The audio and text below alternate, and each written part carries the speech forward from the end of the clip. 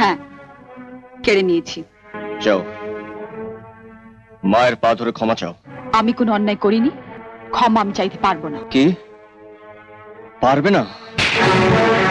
এ তুমি কি বললে ঠাকুরপো? দে, খুব করে দে, দে না, খুব করে দে। ক্ষমা তোমাকে চাইতেই হবে, নইলে ঘাড় ধরে চাওবো।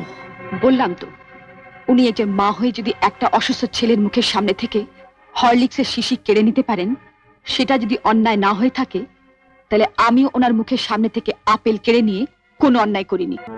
আমি শেষবারের মতো জানতে চাইছি, তুমি মায়ের পা ধরে ক্ষমা চাইবে কিনা, নইলে কিন্তু আমি আবার মারবতী পা। ঠাকুর, তুমি আমার স্বামী, একবার কেন 10 বার তুমি আমার গায়ে হাত তুলতে পারো, কিন্তু ও পায়ে আমার হাত একবারও পড়বে না।